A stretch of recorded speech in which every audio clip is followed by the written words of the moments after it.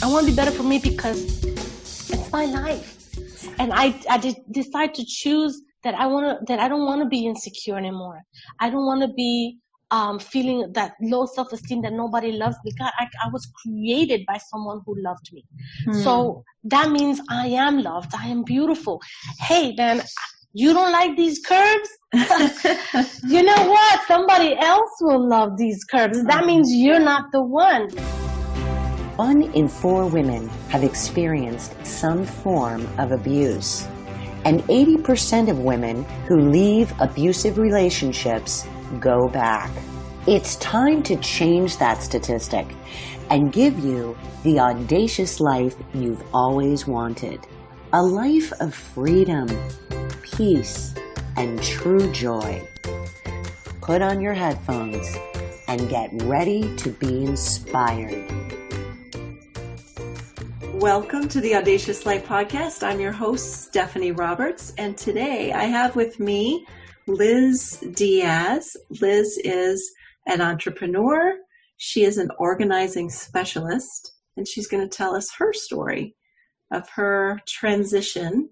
And she's at a very exciting point in her life as an entrepreneur, and she is launching her clutter-proof residence. So I want to hear about that too. This episode is sponsored by Undolus.com. You've taken control of your life this far, so why not take control of your dating too? The choice is yours. Check out Undolus.com. Undolus.com has leveraged the power of the feminine collective. That's right, the sisterhood. There are lots of other women out there like you, and they don't want to date a creepy guy or stalker type. And they don't want you to end up with one either. You'd both rather have the good guy. So maybe that guy who didn't work out for them, he'll be perfect for you. And maybe your dud date is their diamond. Undolus is a place where women can gather, share their thoughts on the men they've spent time dating, whether on a date or a full relationship. Undolus can perform a simple background check too, and cross-reference it with women's ratings to give you a dateability score. How cool is that? So go ahead, check out Undolus.com, Undolus.com. Come on, leave some dirt on your ex and help a sister out. Or rate that guy who was sweet but didn't quite work out for you. Heck, you can even leave a review on your best guy friend, the one who's having trouble finding Mrs. Right. Let's help the good guys float to the top. Use promo code ALIFE and leave 3 reviews to get a free background check. That's ALIFE. You've got power, so let's wield it. Let's use the feminine collective, sign up today, rate your date, and let's build this database so we have a safe place to go to find the good guys and start dating again. Go to Undolus.com, Undolus.com. All right, welcome, Liz. Oh, thank you. Thank you for having me, Steph. It's my pleasure. So tell us a little bit about yourself and your story. Well, right now I just recently started my own business. I'm a single mom with an entrepreneur spirit, having with clutter-proof residence. And I call myself an organizing specialist because of the fact that I come into people's homes and I not only declutter, but I also reorganize or redefine their space so that they'll be able to have a little bit of a better floor, a floor area where they'll be able to feel more comfortable and a better flow. And not necessarily just with furniture, but it can also be with, as well with business or personal mail, such as filing systems and all that junk mail that we normally get on a daily basis. So I pretty much do organize anything and everything. And I also do staging. So wow, awesome. It's awesome. Yeah. Wow, that's fantastic. Thank you. I definitely need your help, as you know. Oh, good stuff. We'll get there. Exactly. Yeah, so we met through a group that we're both in together, and you told me a little bit about your story with your background with your ex-husband. And I don't know how much of that you want to get into, but I think it would be really nice to hear, what you went through, how you came out of that, and how you landed in this great position you're in today, because the world is your oyster, and Yes. it's been quite a journey, I'm sure. Yes, it has. It was very difficult as a single parent. As you know, the transition is emotionally draining, financially draining as well. I mean, it takes a huge toll as a parent to handle so many things. And I believe that the emotional and the spiritual level of that brings you down to where literally you would say it's rock bottom. However, things do pick up. Eventually they start picking up.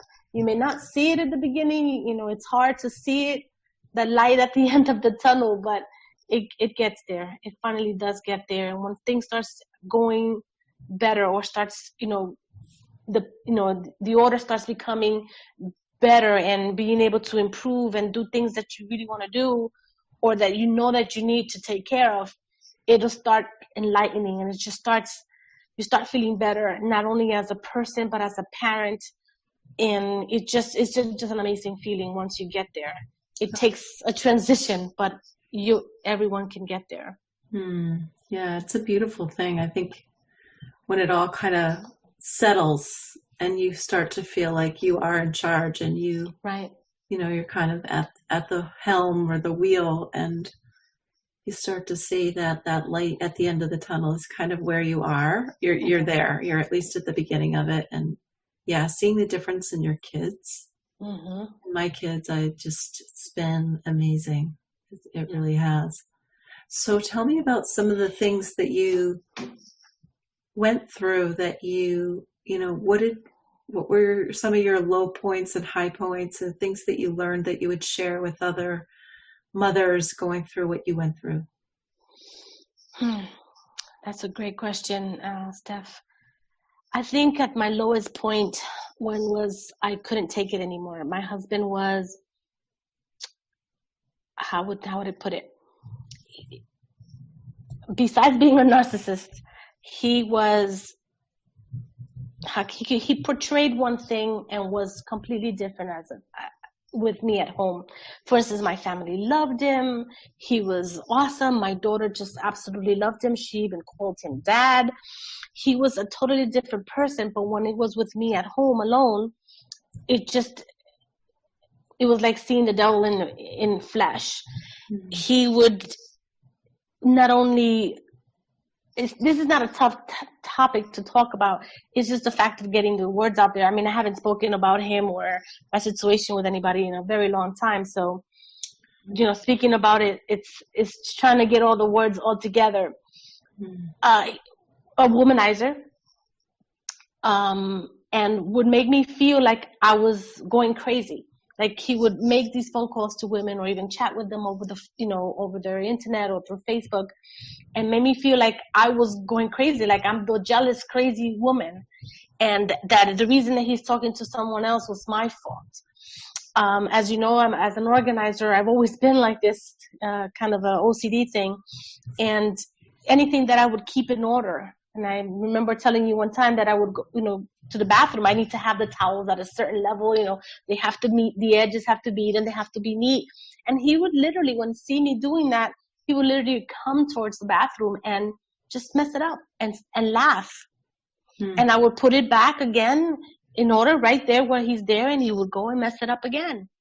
Wow. And so I would walk away, make believe that, I was going to let it go, come back, fix it.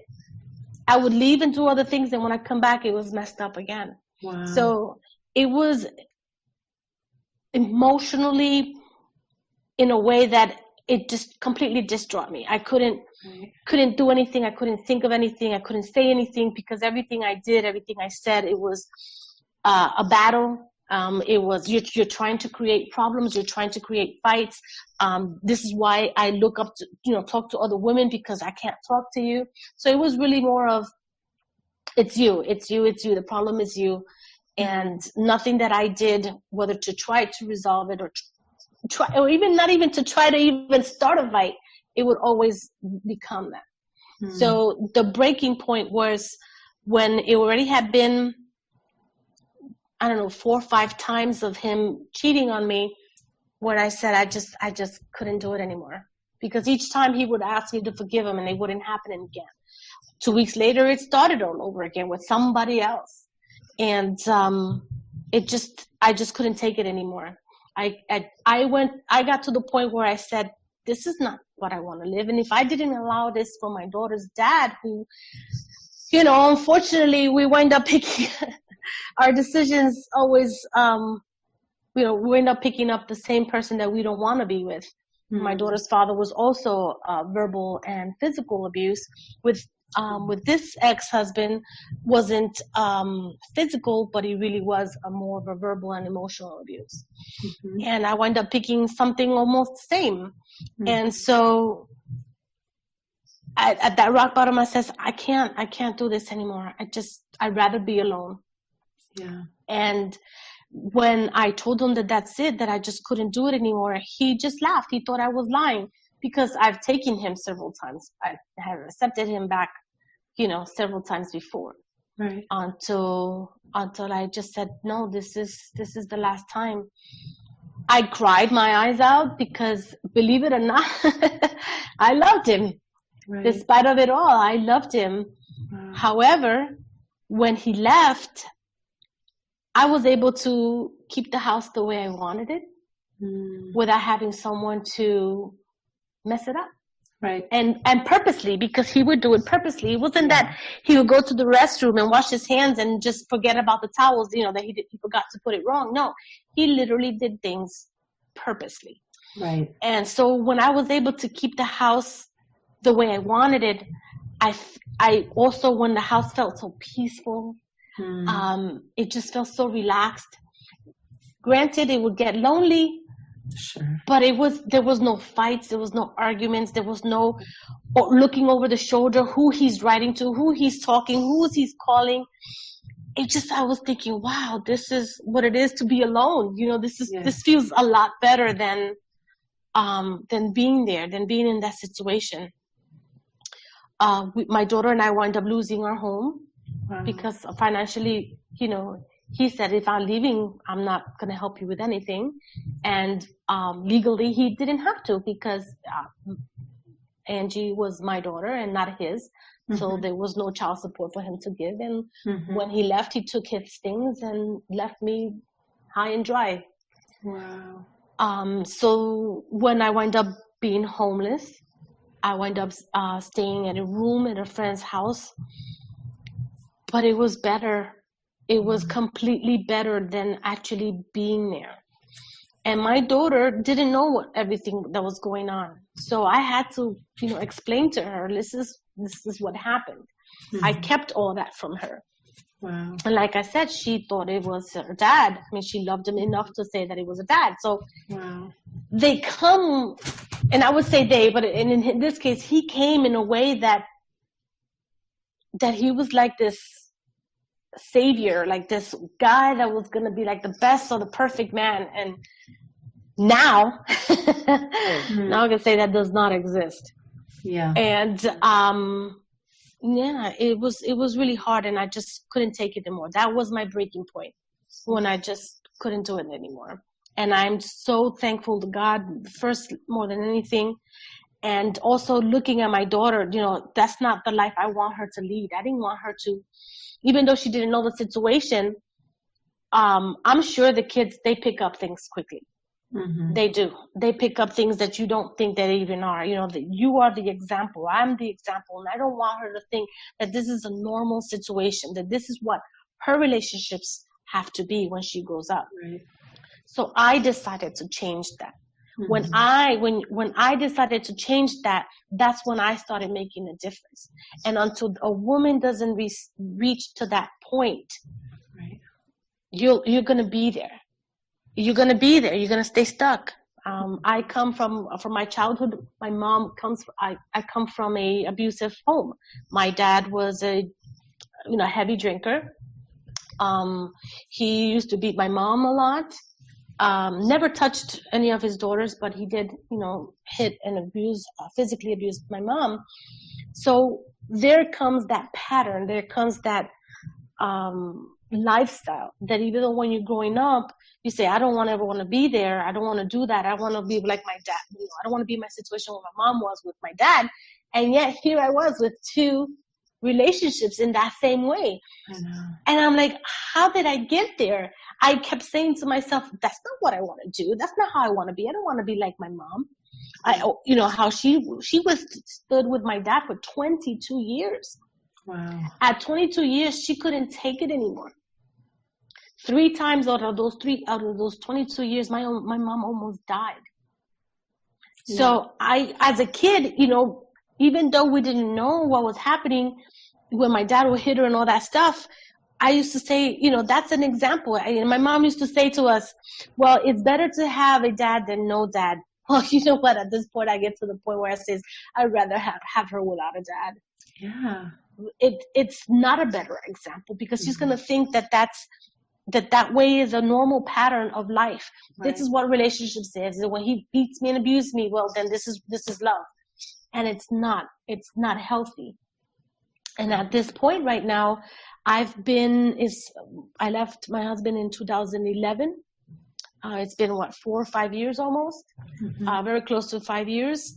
And although, like I mentioned earlier, the transition has been difficult, I know right now that I don't want to get into another relationship until not that I'm not healed, but I'm able to be a better person for myself before I get myself into another relationship. Yeah. And this time, I'm going to see the signs. I'm going to know, and that person has to have a healthy relationship and a healthy background before I could even get into that relationship. So, wow, yeah, that's quite. I just have a couple of. I don't want to stop you. I just thought of a few things I would love to. Yeah, go right ahead. So, how old was your daughter? I'm just curious if she was able to call him dad. How old was she when you met him? She was 13, but her father was never around.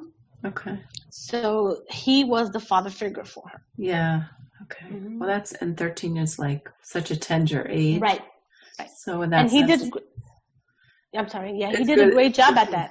Yeah. That's great. Mm-hmm. So, and it's unfortunate that it ended the way that it did, of course. But so was that when you were talking about saying, this is what it's like to be alone. So was that truly your first time alone, or when it ended?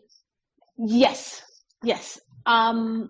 With my daughter's dad, when I left him, I lived with my sister, one sister, lived with another sister. I wasn't alone. I was never alone at that time.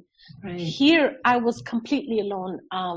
My family wouldn't believe me. My family didn't accept the truth. They didn't want to.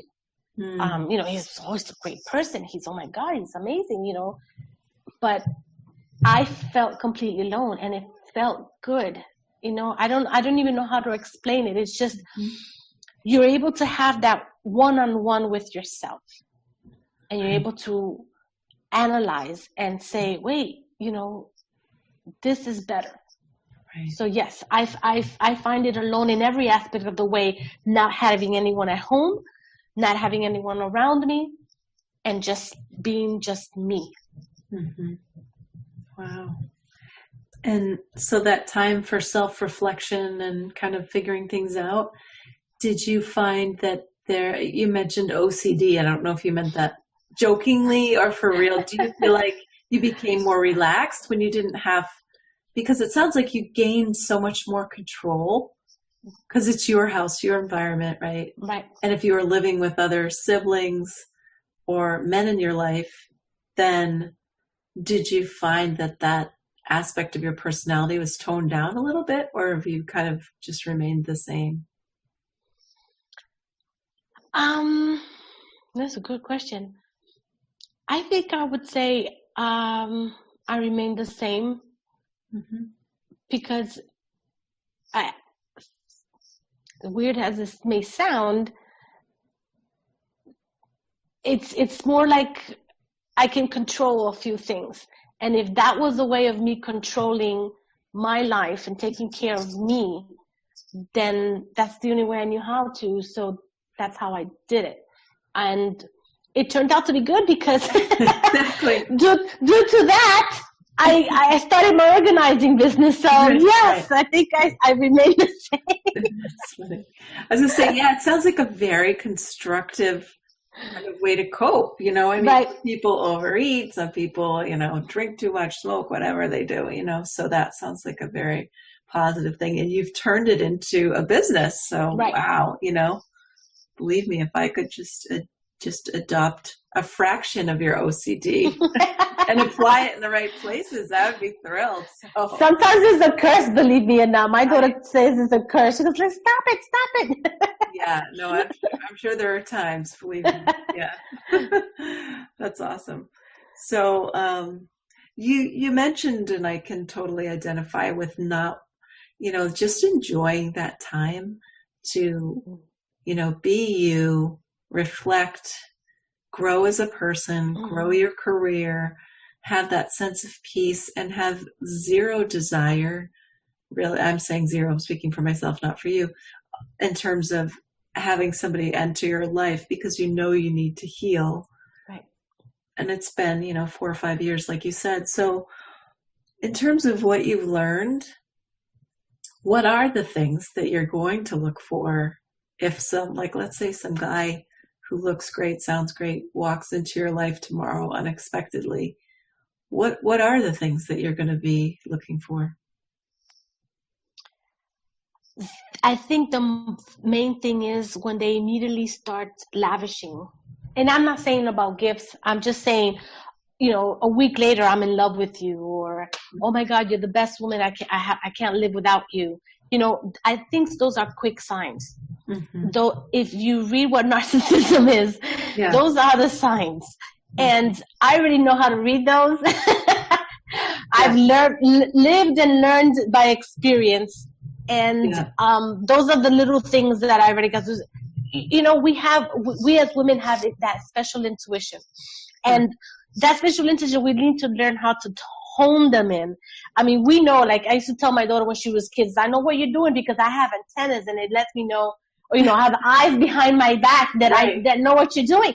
And we as parents, we know. And the kids is like, how did you know that? Well, it's that mother intuition. Exactly. We have that. We just need to learn how to hone them, how to cultivate them, because any man can just, give us these amazing words, what we want to hear, because, we need it, or we're lonely, or just because, you feel good about it.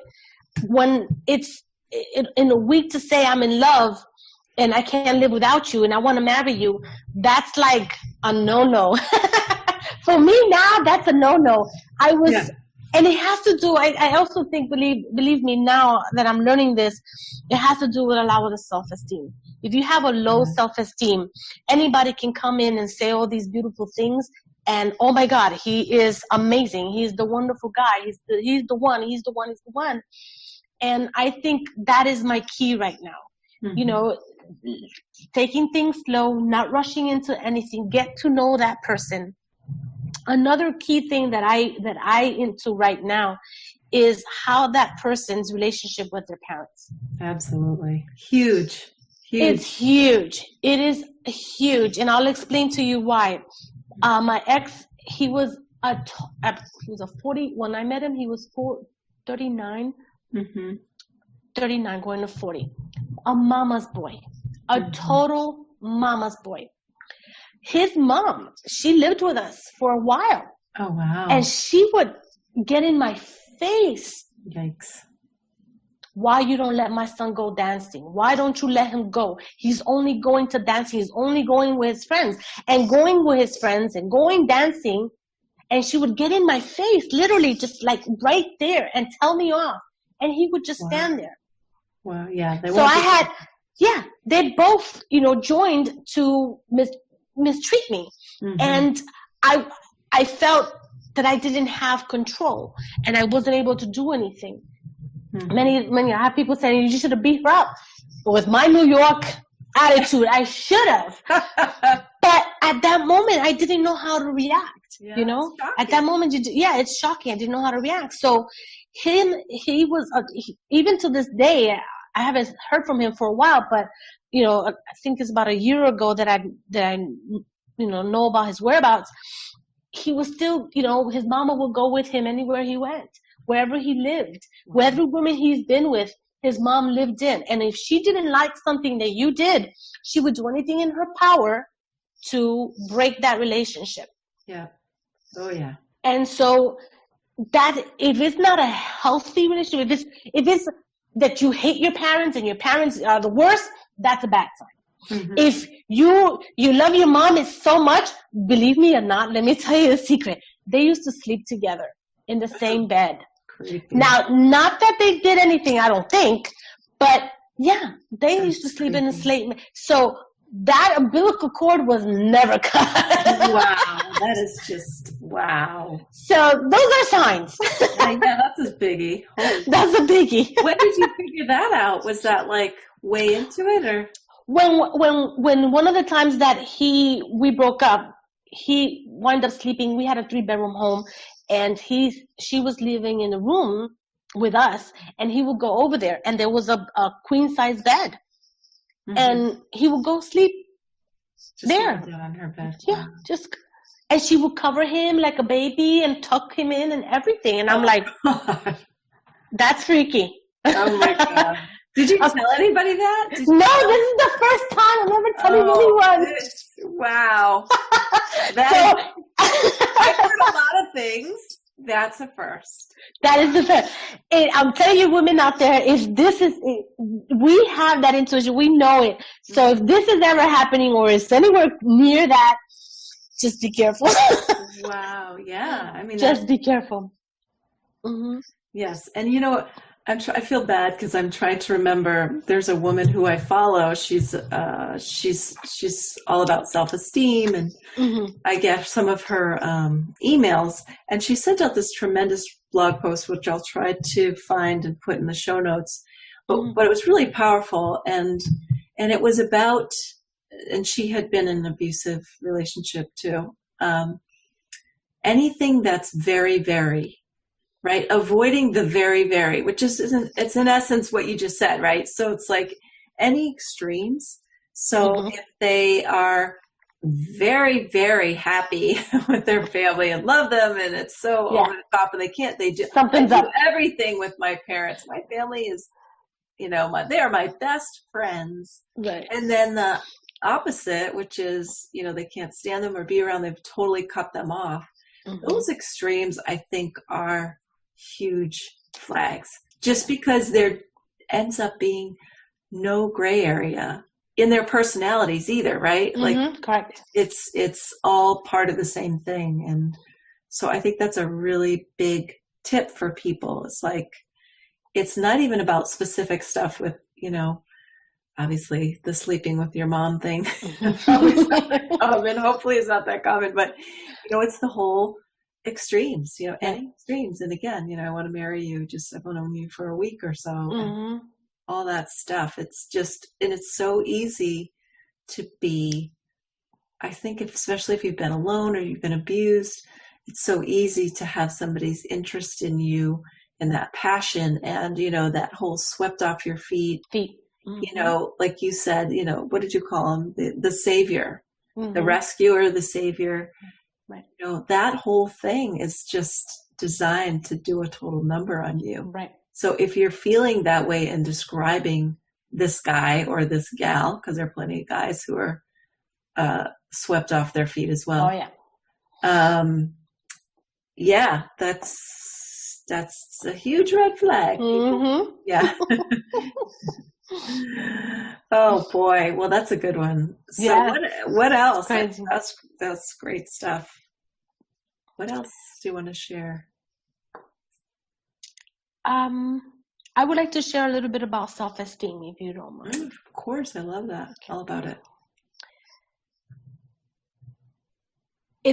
It's an ongoing thing, and I'm going to say it ended.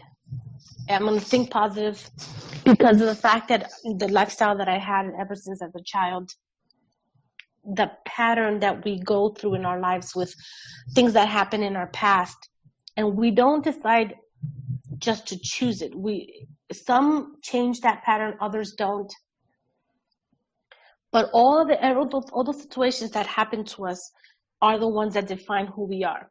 Now, it doesn't mean that you have to be that way. It's just the fact that little bits here and there of the situations of your past, it's your character, it's who you are. Now, and let me rephrase that. Actually, not that it defines you, it just explains who you are. For instance, my insecurities came with the things that my mom was going through when she was a kid, when she was with my dad. The reason I'm OCD now is where I'm trying to get to is my mom was a neat freak, an OCD, and she was the epitome of OCD, I would say. Mm-hmm. So if I did something wrong at home, if I didn't clean it right or I didn't pick it up right, it was stupid of me. I would get hit, I would get beat up. I did it wrong. Whether it was a mistake or not, it was wrong. So I had to redo it. So there comes that personality because it was something that was passed on. Mm. So thinking that, obviously it's on a negative action that was given to me, those negative actions, you start growing up with that and you wind up creating that pattern in your life where I'm not good enough. Everything I do is not good enough. I didn't know how to do it right, and I won't know how to do it now. And you start building on to those things in your life, and their insecurities arise. And with me, personally, that's what things that happen. Besides other situations, I grew up unfortunately, in sexual abuse as well as a kid, but those things do stay and linger. And there's got to be a way, and there is a way, to just end that. And now that I'm alone, I'm able to figure who I am and what I am and what I want to do. And I know that I want to cut and on a spiritual level bind any of those of my past because of the fact that I want to be better. Mm-hmm. I want to do better. And I can't do better by somebody telling me you're going to do better. I have to feel it. I have to see it. Mm-hmm. And if you're not willing, as a person that's not willing to see it yet, then there's hope. There's hope. You can. It's going to happen. It's just going to take time. I decided, as we spoke before before this podcast, I decided that I'm going to end it. It's not good. I don't want to be that way anymore. So I want to be better for me. For me, this is not about my daughter. This is not about, my sister or my mom. I want to be better for me. I want to be better for me because it's my life. And I decide to choose that I don't want to be insecure anymore. I don't want to be feeling that low self-esteem that nobody loves me. God, I was created by someone who loved me. So that means I am loved. I am beautiful. Hey, man, you don't like these curves? You know what? Somebody else will love these curves. That means you're not the one. So, and it does not necessarily have to be in a physical attraction, or, you can love yourself without having to have somebody tell you you're beautiful. Right. Exactly. And I'm learning that now, but it took all these years, Steph, all these years to learn that. And I'm learning that now. And I right now, what I want to tell everyone is that it's you. You have to make that change. You want to make that change. It's really up to you. You decide that you want to stop the abusive life. Whenever you're ready, you will do it. But the main thing is, start loving yourself. Start taking care of yourself. Whether it's 5 minutes a day, whether it's just locking yourself in the bathroom with trying not to hear, put some music, something that will pep you up. And if you have to come out of that bathroom with everything else going on, but at least you took care of that for yourself for those few minutes. Exactly. And you start growing on that. And another thing too is, hearing positive music, hearing positive words. Internet right now is so crazy. I mean, you can find anything and everything. Find goodness in things. Find things that motivate you and energize you. And that person says you're the worst. You know what? That's what you're saying. That's not how I feel. And if you don't want to say it to that person back because, sometimes men don't like that back talk. Exactly. Just mumble it. Just speak it. Just proclaim it. And just start doing it for yourself, because no one can do it for you. No one can do it for you. You have to make that decision to change. Awesome. And it's such an empowering feeling. You have no idea. Wow. Such an empowering feeling. So that's my advice. I just hope that someone really takes it in. Wow, that's awesome, Liz. That's amazing. It is so true. I mean, you listen to what you've been through. I mean, you're amazing. I mean, your voice even, I haven't known you that long, but you just have such a lightness in your voice. You're so positive. And I know some of the stuff you've been through even recently, and you still are able to just be this buoyant, happy, optimistic person. Right. So not hard, but it's a matter of choosing exactly what you want to do. Right.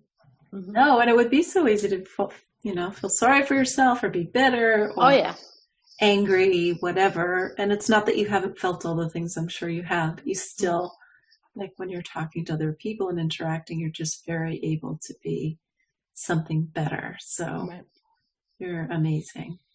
Thank you. You too. You too. You're my mentor. So I've said that before, and I'm going to say it again on live cast here. Stephanie is my mentor. She is awesome, people. You need to continue to listen to her.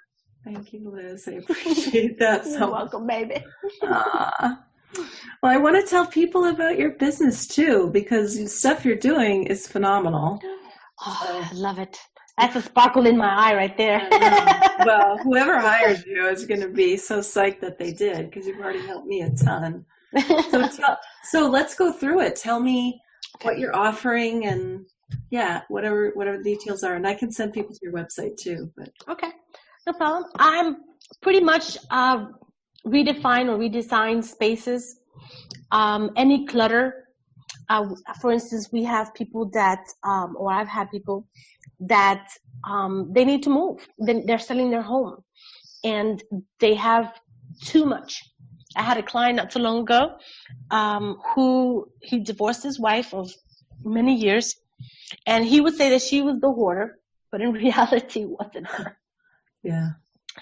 And he would collect. When he was picking up things that we were trying to put away, he would remember items from the before I was born. Oh, I remember when I bought this. Oh, I remember when I got this.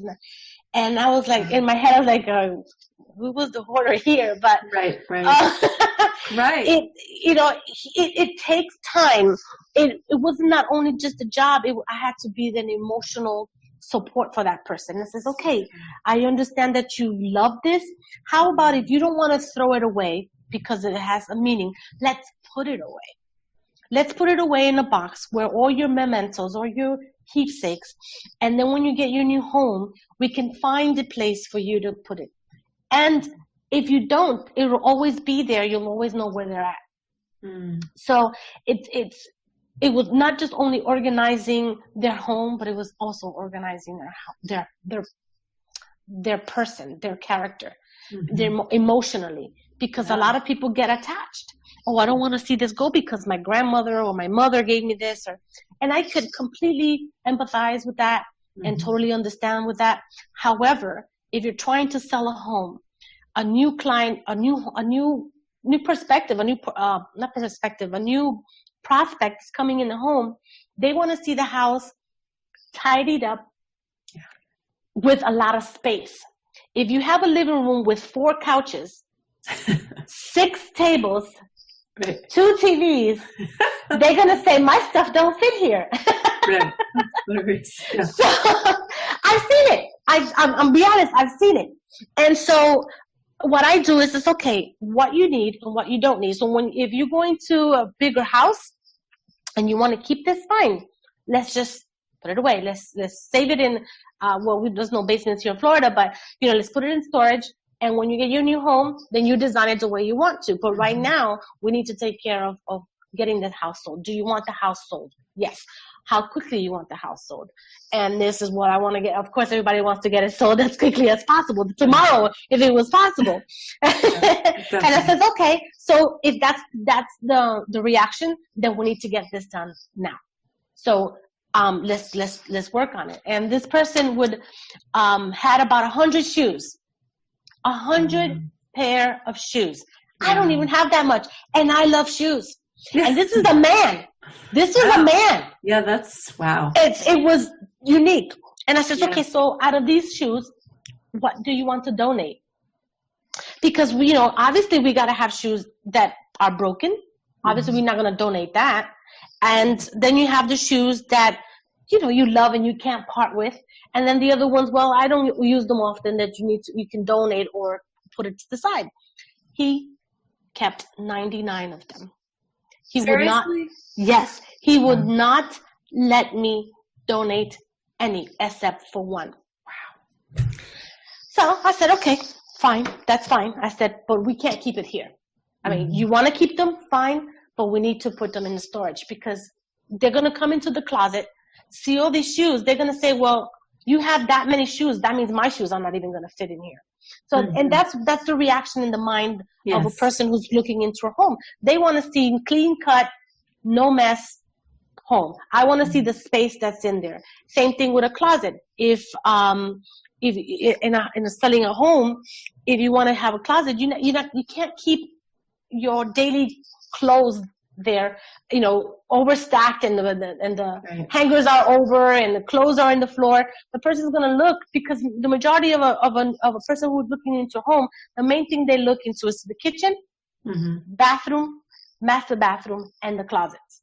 Right. They need closet space. Yep. So if they see it cluttered and they see it a mess, my stuff don't fit here. Yeah. And they'll go on to the next house. So that's my key when it comes to organizing and staging. Is making sure that the new person that's coming in to look into the house, that the house gets sold, that the house is beautiful and clean cut. And literally people say, oh, people live here. Yes, but the person who's coming in doesn't want to know that you live there. They just want to see whether I'm going to live here or not. Right. Well, it's got to technically, quote unquote, unlivable home. Right. Right. That's that part. Yeah. But I do pretty much everything. I do garages. I have done classrooms. I have organized classrooms for teachers. Wow. Yes. I've done linen closets, pantries, children's rooms, hobby rooms, anything that I can declutter, that I'm there. Wow. I'm there. So, and staging as well. Yeah, I love it. Love it. My eyes sparkle and I don't know. I'm like, I'm in heaven when I'm doing it. Actually, when I'm actually doing that, when I'm actually organizing, it doesn't feel like a job to me. Wow. It doesn't. I feel like I'm in another world, and I put my music on and I'm just like living it up. That's awesome. Wow. So you're in the zone, in the flow. I'm zoned. Yes. In the flow. That's correct. Awesome. Wow. And so you covered all the physical stuff, but I know that you also do the filing piece, the electronic and the physical, because one of my bigger, apart from laundry, one of my biggest problems is the paper clutter, the bills, the files, the kids' stuff.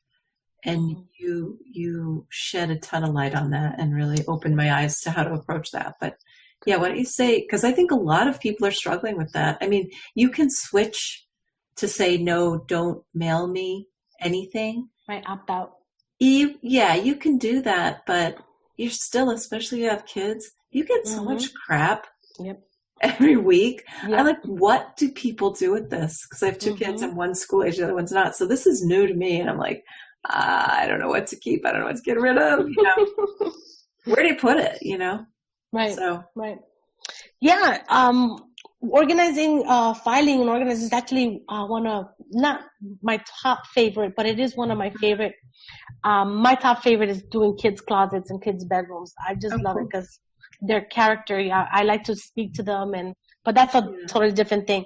But with paper clutter, everybody gets mail, and we get so much junk mail on a daily basis. And even as you mentioned, you opt out on it.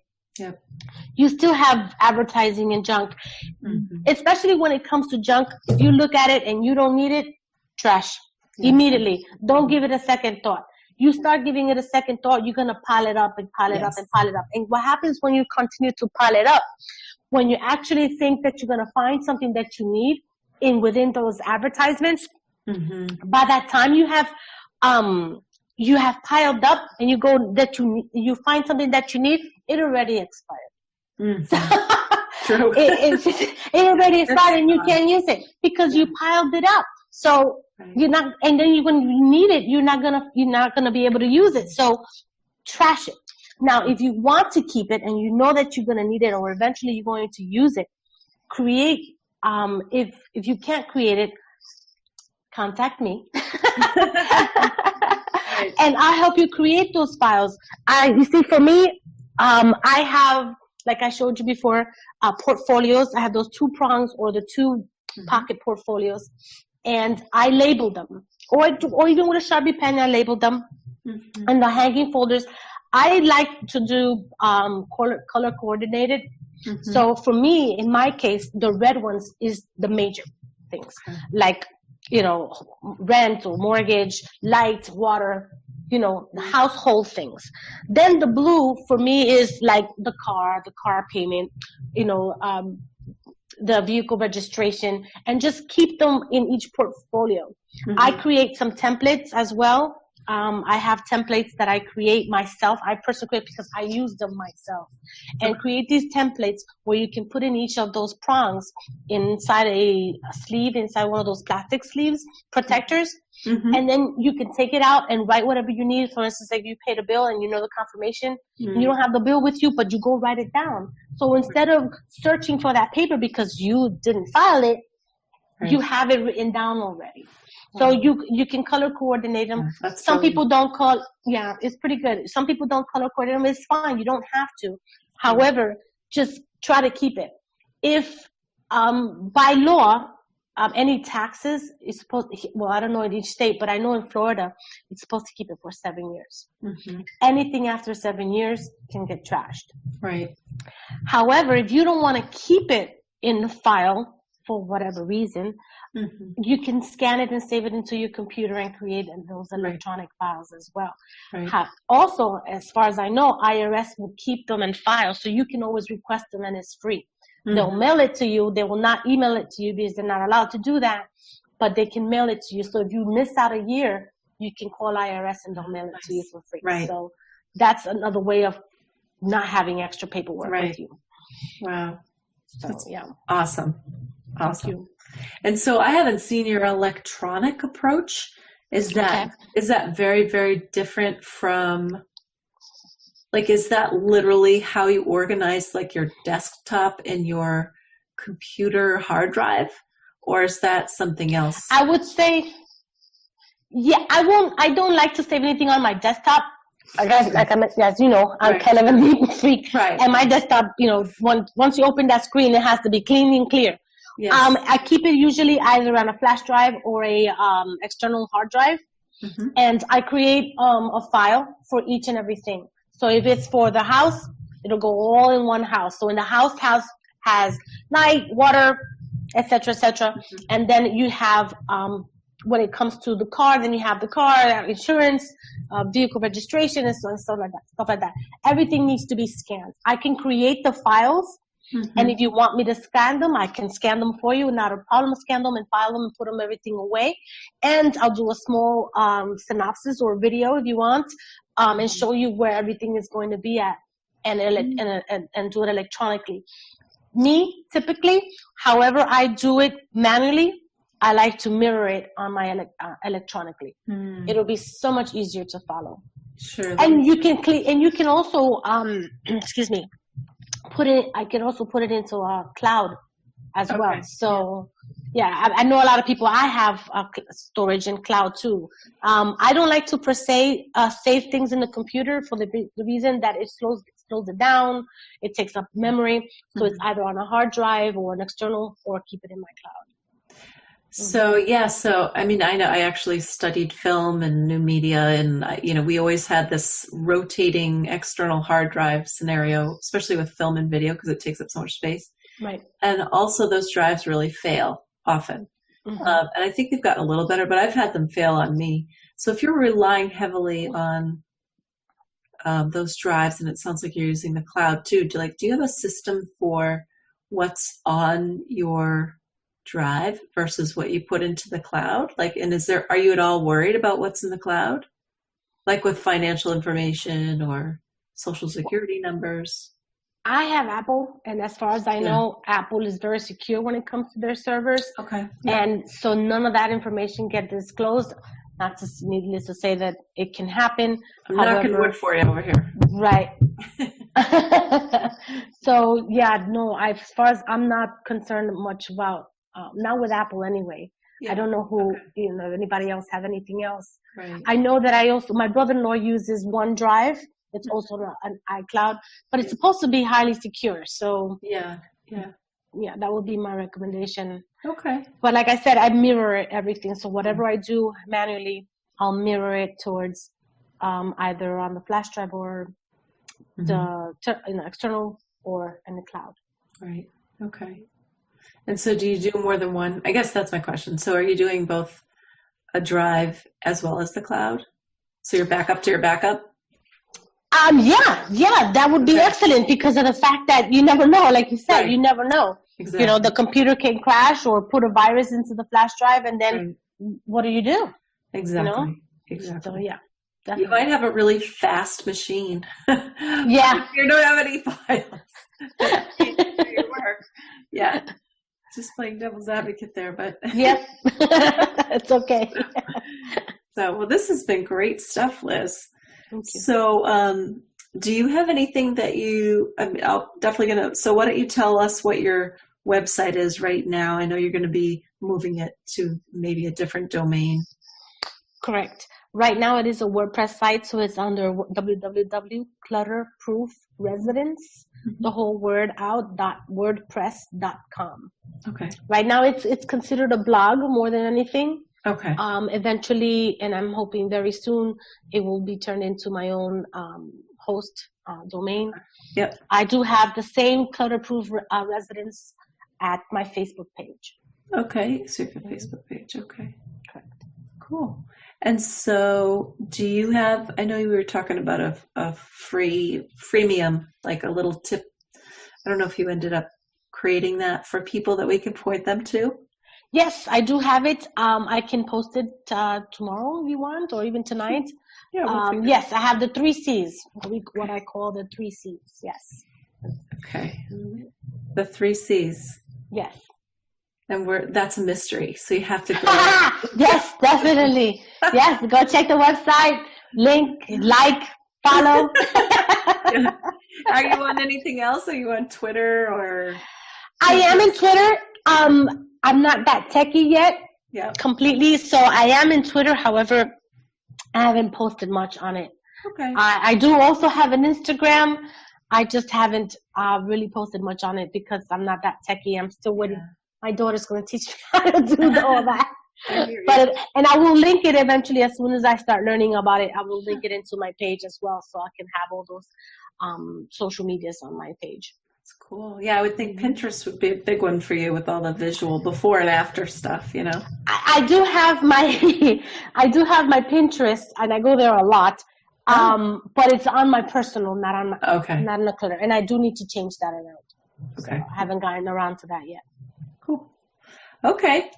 Well, this is a lot of great stuff. Such a powerful story, Liz. Wow. I mean, you've been through a ton, and then it's just amazing that you are where you are, who you are today. And there's so many powerful quotes, statements, and so much great advice in here. So thank you so My much. testimony. Yeah, it's a great testimony. It's you are going to impact so many people with what you shared here. So thank you so much for opening up the way you did and giving me this time kind of last minute. That's okay. Very brave. Anything for you. Anything for you. So sweet. Thank you. Well, we will sign off then. And thanks again and have a great night. Thank you. You too. God bless, Steph. Great. Thank you. This episode of the Audacious Life podcast was brought to you by Clutterproof Residence. The Clutterproof Residence's mission is to assist all clients in restoring their home as a stress-free, clutter-free home or office that's systematically organized and staged just for you will bring your home back to life and give you sanity. Check out clutterproofresidence.wordpress.com. Thanks for tuning in. If you know somebody who could benefit from this podcast, please forward this to them. It would help us a lot if you could give us a review at iTunes. Go to itunes.com, look for The Audacious Life, and you can subscribe and rate and review the podcast. That helps us be seen and heard by more people. So if you haven't done that yet, please do subscribe and do my best to come up with more awesome episodes like this one, where I'm interviewing survivors, experts of all kinds.